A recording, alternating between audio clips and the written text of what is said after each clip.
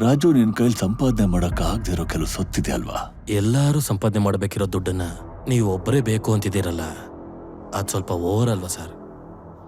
ಅದಕ್ಕೇನೆ ನಿಮಗೀಗೊಂದು ಭಾಗ ಸಿಗ್ತಲ್ಲ, ಅದು ನನಗೆ ಕೊಡಿ. ತಗೊಂಡಿರೋದೆಲ್ಲ ನನ್ನ ಹತ್ರ ಇದೆ, ಒಂದು ಭಾಗ ಯಾಕೆ, ಪೂರ್ತಿನೇ ಕೊಡ್ತೀನಿ. ರಾಜೀವ್ ಸರ್ ಇಲ್ವಾ ಸರ್? SP ಸರ್ ನಿಮ್ ಜೊತೆ ಮಾತಾಡ್ಬೇಕಂತೆ. ರಾಜೀವ್, ನಿಮ್ದು ಯಾವ ಬ್ಯಾಂಕಲ್ಲಿ ಅಕೌಂಟ್ ಇರೋದು? SSB. ವೈಫ್ದು ಅಲ್ಲೇನೆ. ಮತ್ತೆ ಯಾಕೆ ಅವತ್ತು ನೀವು ISFE ಬ್ಯಾಂಕ್ಗೆ ಹೋದ್ರಿ? ಈ ರಾಜೀವ್ ಅವರು ಇಂಥ ವಿಷಯಗಳಲ್ಲಿ ಸಿಕ್ಕಾಕೊಳ್ತಿರೋದು ಮೊದಲನೇ ಬಾರಿ ಅಲ್ಲ. ಇದಕ್ಕೂ ಮುಂಚೆ ಸೆಕ್ಯೂರಿಟಿನ ಲಿಫ್ಟ್ ಅಲ್ಲಿ ಹಾಕಿ ಹೊಡೆದಿದ್ದಾರೆ. ಪೊಲೀಸ್ ಅವರು ತುಂಬಾ ಸಲ ವಾರ್ನ್ ಮಾಡಿದ್ದಾರೆ. ರಾಜು ಇದನ್ನಲ್ಲ, ಅವನು ಮಹಾನ್ ಮೋಸಗಾರ. ನೀನ್ ಬ್ಯಾಂಕಿಂದ ಹೊರಗೆ ಬಂದ್ಮೇಲೆ ಕ್ಯಾಶ್ ಇಟ್ಕೊಂಡು ಓಡಾಡಕ್ಕಾಗಲ್ಲ.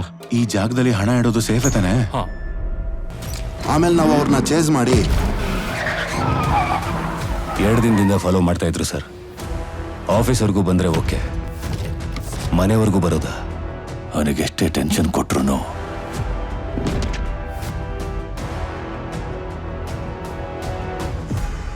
ನನ್ನಿಂದ ಒಂದು ಮಿಸ್ಟೇಕ್ ಆಗಿದೆ, ಅದನ್ನ ನಾನೇ ಕರೆಕ್ಟ್ ಮಾಡ್ಕೋತೀನಿ. ಅದಕ್ಕೆ ಸ್ವಲ್ಪ ಟೈಮ್ ಬೇಕು. ಕರೆಕ್ಟ್ ಅಂತ ಹೇಗೆ ಹೇಳ್ತಿದ್ಯಾ?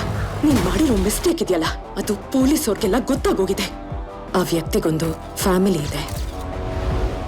ಮೈ ಫ್ಯಾಮಿಲಿ, ಮೈ ಕಿಡ್ಸ್, ಅದ್ ನನಗೆ ದೊಡ್ಡ ವಿಷಯನೇ. ಅದು ಅಲ್ಲದೆ ರಾಜು ಒಬ್ಬ ಕ್ರಿಮಿನಲ್. ಆ ವಿಷಯ ನಿನಗೂ ಗೊತ್ತು ಮೀರಾ. ರಾಜೀವ್ ನಿಂಗೆ ಹೇಳಕ್ಕೇನು ಇಲ್ವಾ? ಸರ್, ಅದು ಏನಾದ್ರೂ ಆಗಿರ್ಲಿ, ನನಗಂತೂ ಗೊತ್ತಿಲ್ಲ. ಅವನಿಗಿನ್ಮೇಲೆ ಯಾವುದೇ ತೊಂದರೆ ಮಾಡದೆ ಸರೆಂಡರ್ ಆಗ ಕೇಳಿ. ಆಮೇಲೆ ಇನ್ನೇನು, ಅಪ್ಪನ ಜೊತೆ ಹೊಡೆದಾಡಕ್ ಬಂದವ್ರು ಯಾರು